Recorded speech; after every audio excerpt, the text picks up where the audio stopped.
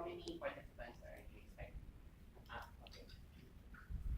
We're expecting kasi nalilimit yung number of participants natin sa trail. So, ang maximum natin is 500. We'll be capping the number of participants to 500. Kasi more than 500, ma-traffic na. Tawagin nila, magsisikip na yung trail natin. So, yun. Yes, ma'am. 500 for. Kasi mag-overlap yung mga number of participants. Yes.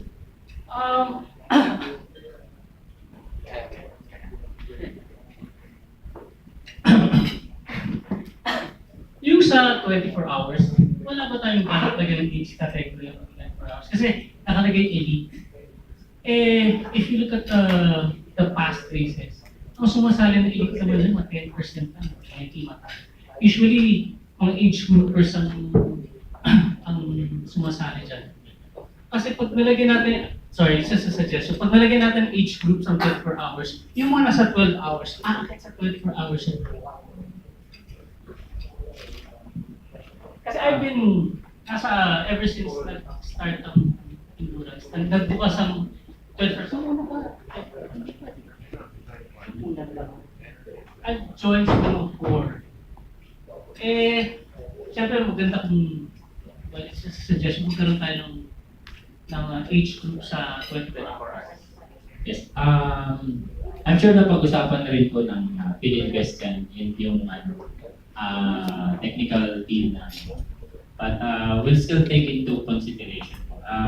Meron pa namang time. Tingnan po namin kung may and then, just in case po, we'll publish it po sa website. It's a good suggestion para hatak ng mga riders. Just to add to that, kasi yung 24 hours, medyo malaki yung entry fee niya. Ngayon, yung mga age groupers natin, nag-hesitate sila sumali sa 24 hours kasi puro elite yung kalaban. Ngayon, kung lalagyan natin ng age category, I'm sure mako-compensate naman yung cash prize na ibibigay nila kasi madaming participants natin. Parang feeling ko, ganun. Just to add to what Jingo said. Tapos, another question lang dun kasi normally to, team event eh. So, kailangan, very important yung team support, lalo na sa 12 hours at 24 hours. Ang tanong lang namin, kung saan pwede mag-pitch ng tent for the support group ng mga magta-12 at saka pati sa 16 at saka sa 24 hours. Okay. Okay. Meron, actually, as with previous year's races po, may mga assigned tents po talaga for the team that we provided po. Nandun po yun sa Expo eh. It's along actually the race course yun sa Block 20 along between Pacific Rim and Filinvest. So may assign pong, naglalagay po talaga ang Filinvest na provide sila ng tents not for every team. Well, ang rule nila is first come first serve. Pero usually po, kung meron talagang team na gustong magpa-reserve, get in touch with Filinvest. And then, first come first serve, kung sino po yung mag-avail nun, mapoprovide po yun. Ngayon, yung I think other teams naman po, they want to have their own tents. Meron din pong area inside the expo area, beside dun sa mga provided tents for the teams, na pwede rin po kayong mag-pitch dun. So within the expo area po, yun yung sa may start area sa red na yan. So yun, dun po yung designated area. Yan.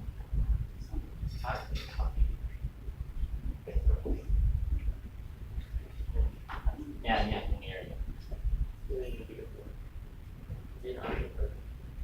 Sorry, yung mating tents dyan sa red,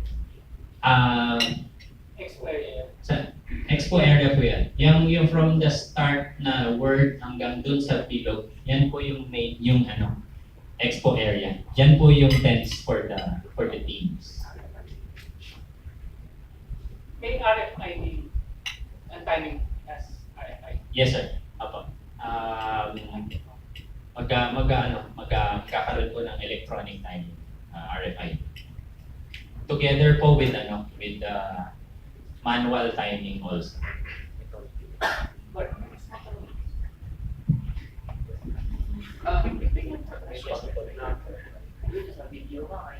Question ko lang, bukod sa pipeline, ano yung iba pang activities na gagawin for endurance weekend? Kasi, syempre, you have yung bikers, pero paano yung, let's say, mga pamilya nila, yung mga friends nila? Ano ba yung mangyayari dun sa area na yun? Okay. As with previous races din po, siguro dagdagan na lang ni Filinvest. Yung expo area, aside from the teams and yung support crew nila, meron din po tayong mga vendors and mga concessionaires na magsasample ng kanilang ng products, and at the same time, ayun, mga bike-related products, meron din pong mga magsasample doon, and yung iba, for sale na rin. So, yun, meron din pong food, may drinks, and some bike-related items na mabibigay ng mga expo concessionaires. Pero pinakonsider niyo rin ba yung parang small activities, like parang mini-games din? Kasi, well, given natin yung mga concessionaires, but para ma-feel din ng mga tao na they're part of the endurance weekend, yung parang malilit na activities din. We'll consider that. Although, yeah, we'll consider that. Thank you very much.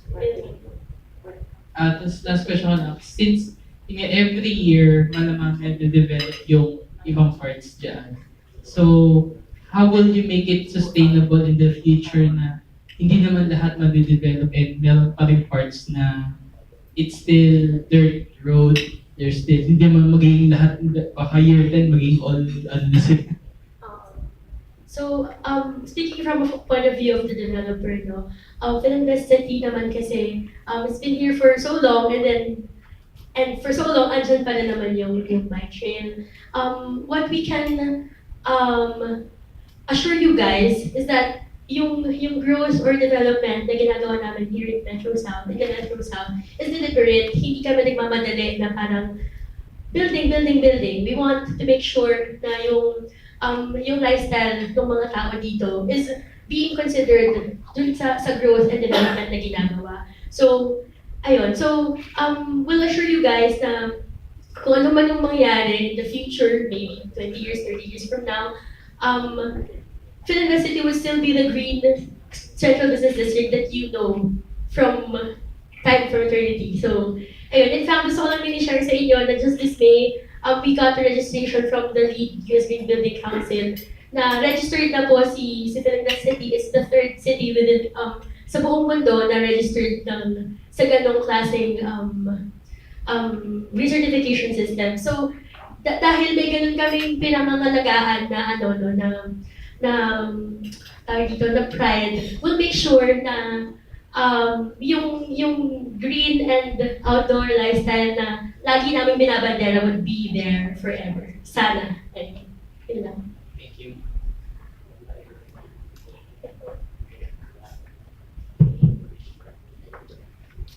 Hello.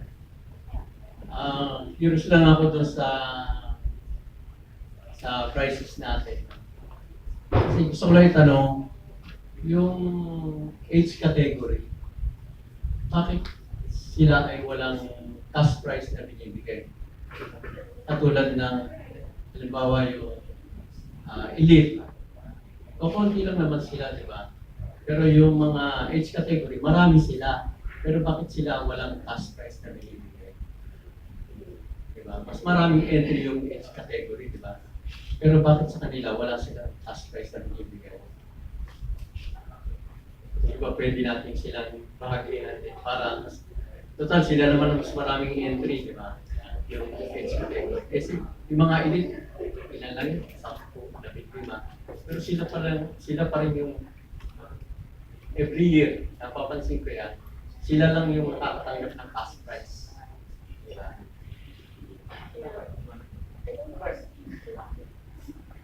Adding also to what Bart said, makakahatak din ng riders yun eh. if you want to attract the big guns of mountain biking, maglagay yung mas little cash prize lang. Aside from the big guns that are here on this table, like si Bart, si Coach, si Adi. Ang laking hatak din yun eh.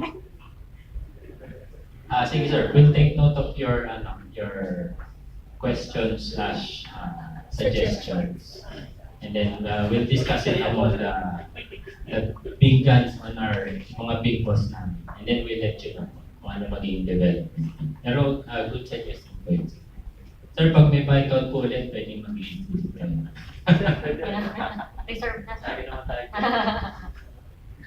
Ano pa pong question? How about you, parang how to be considered as a finisher? For example, in the 6 hours. Okay. As with previous yung event, yung races natin, yung sa 24 hours, minimum 24 laps to be considered a finisher. Parehas po yung sa 12 hours, 12 laps din, and then sa 6 hours, 6 laps po.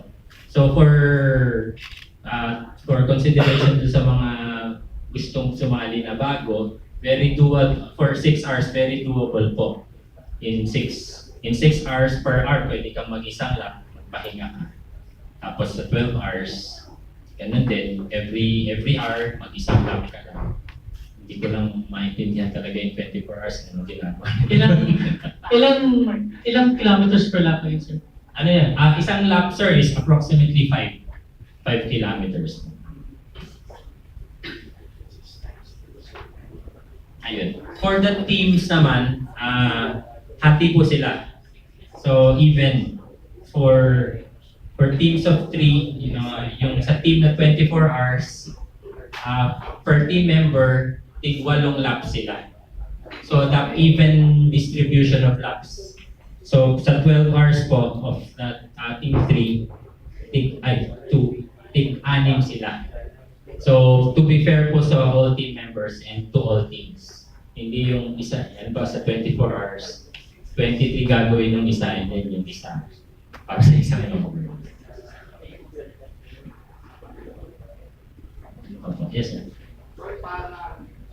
Looking at the map, Apo. kasi kakatapos lang din ng event last week at saka may event, I think CJ go on Sunday. Yes. Looking at the map, parang more than 5 kilometers. Parang mga Okay, medyo, apo. Ay, yung buong yan. Sir, kasi nung ginawa namin, 12 kilometers yan talaga eh. 12 yan. Buong yan eh. Pero kung nabawasan man yan, siguro mga 8 or 9 kilometers pa yan. 10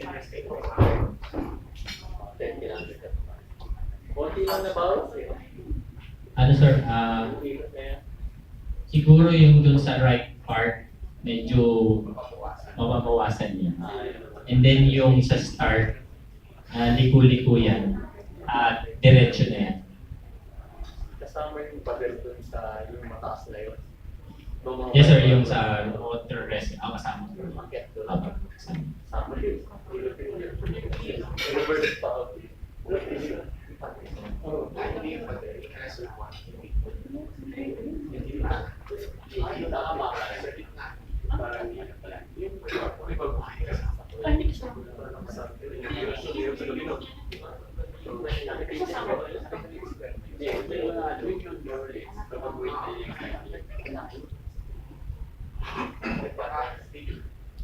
Siguro sir, weeks before the event, like what we do, we'll track rate po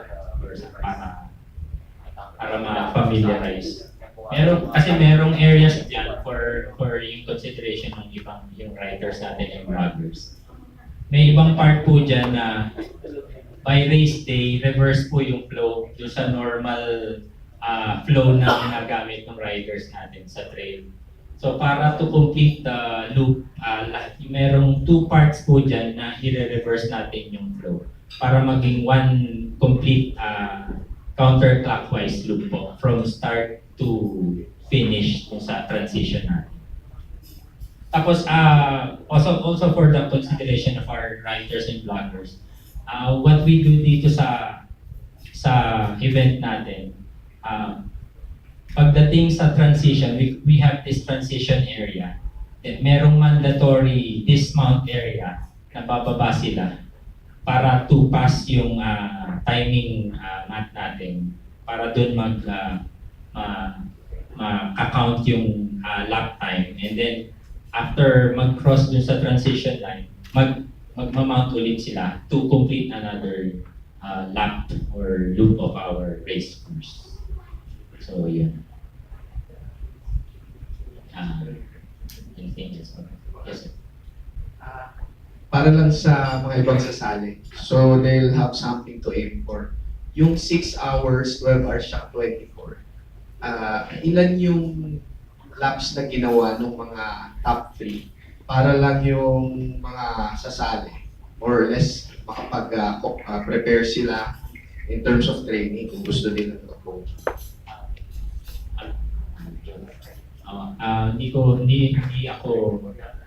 Hindi ready information ko. Pero I think yung 24 hours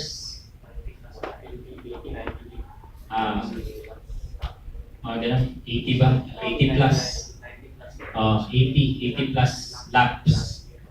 So more than 2 or 3 per hour sila na ginawa. So yun.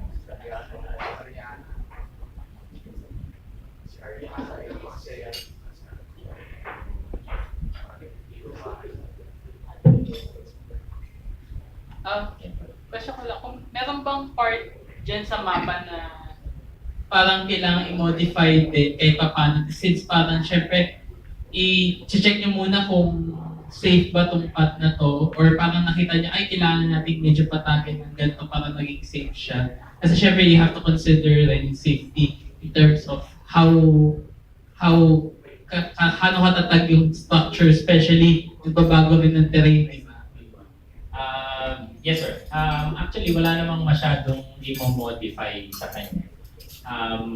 We usually do i-trail mark lang or i-cordon yung mismong trail path ng mountain bike trail.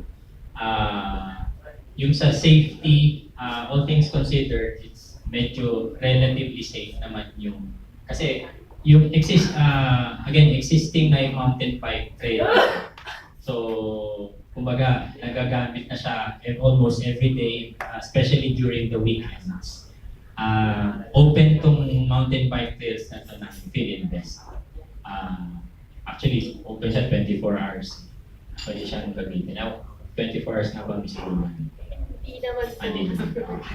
At your own risk lang. Pero almost every day, dinadaanan niya ng mountain bikers. So, yun.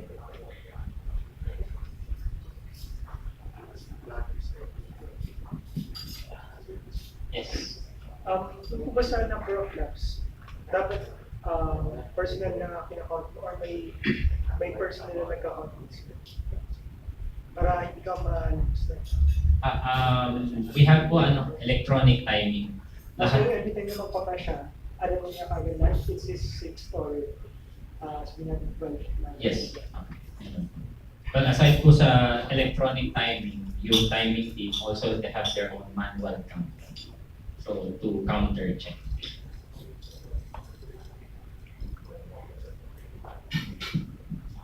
Pero yung ibang participants, they do their own personal count.